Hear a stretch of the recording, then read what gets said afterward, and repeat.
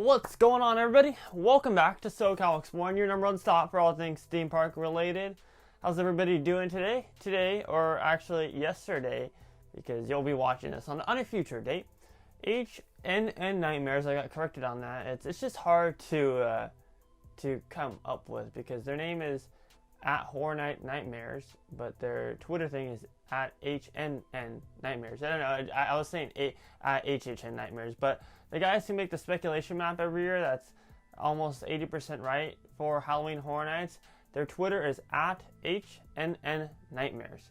So I know it sounds like at HHN Nightmares, but it's at HNN Nightmares. I'll put it down in the description so you can check them out.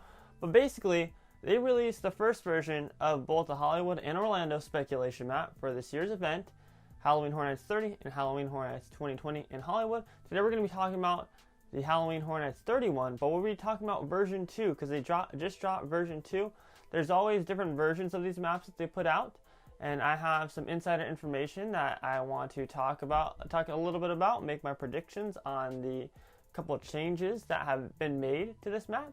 So today we're going to be talking about the Halloween Horror Nights 30 speculation map version 2, which is most likely the correct one or the closest to accurate for this year's event. Pre-warning, I'm sorry if at all I say mazes. I'm still getting used to saying houses for Orlando. But if you want to take it one step further in supporting SoCal Exploring, donate $3 to our Buy Me a Coffee page, a link down in the description to help us produce higher quality theme park content for you all to enjoy. We also have a merchandise store where you can snag some official SoCal Exploring merchandise at a very reasonable price, just like one of our decal stickers for just $3.99. Just visit teespring.com/stores/SoCal Exploring-3 or click the link in the description of this video. And as always, if you guys are new here, subscribe with those bell notifications on, because hello to my newly acquired Orlando supporters. I just started making Orlando videos, so hello. If you guys are new here, subscribe with those bell notifications on, because you'll be seeing a lot more content like this from over in the East Coast.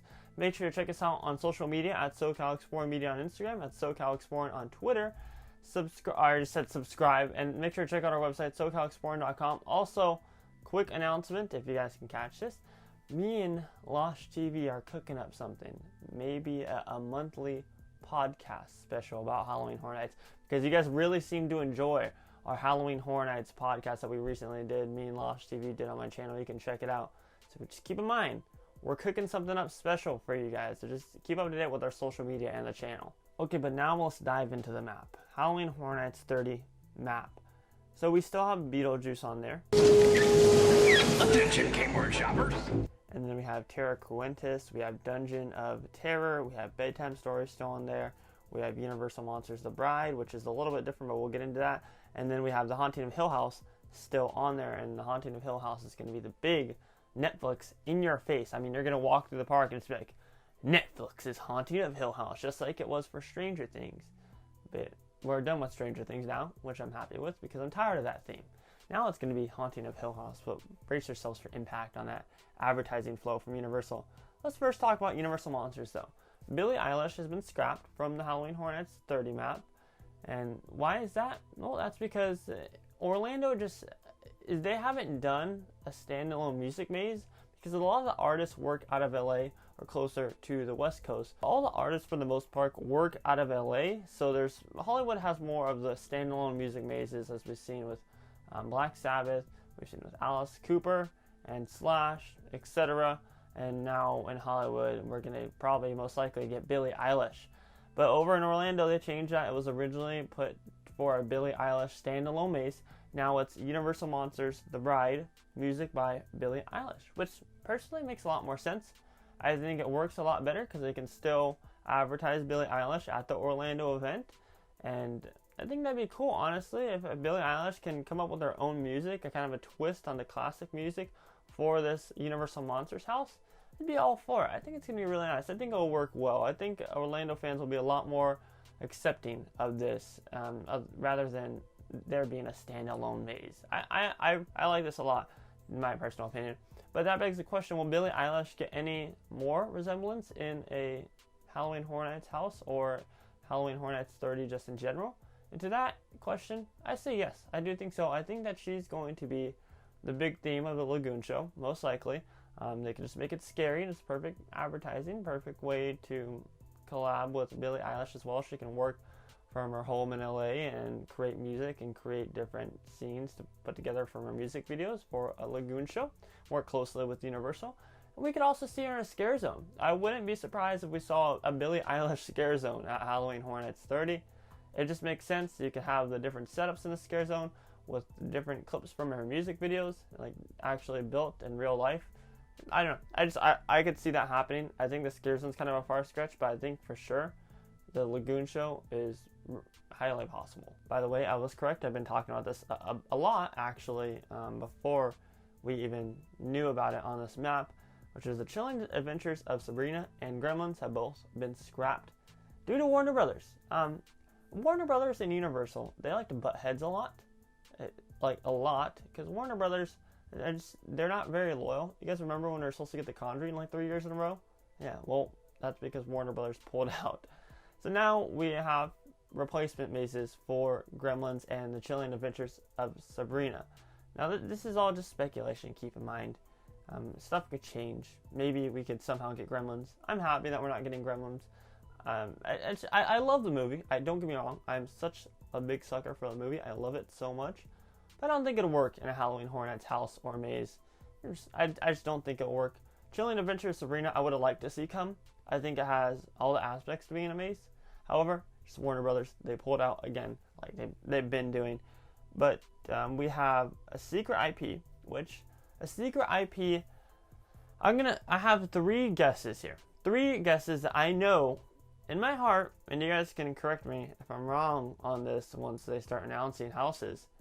3 different IPs that I think are most likely to come in this secret IP location. I'm going to start off with the most likely, which is Blumhouse's Invisible Man. Universal has worked with Blumhouse before. The Invisible Man would make perfect sense. It'd be a very cheap house to put together because it's a replacement house. And nonetheless, whatever is a secret IP, it's a replacement house. So it'd be very cheap for them to put together. Still make it look good, and there's not a lot that you have to do with that maze as far as effects go. I know it's an Invisible Man, but there's not tons of effects that you have to put into this house. I said maze before. There's not tons that you have to put into this house.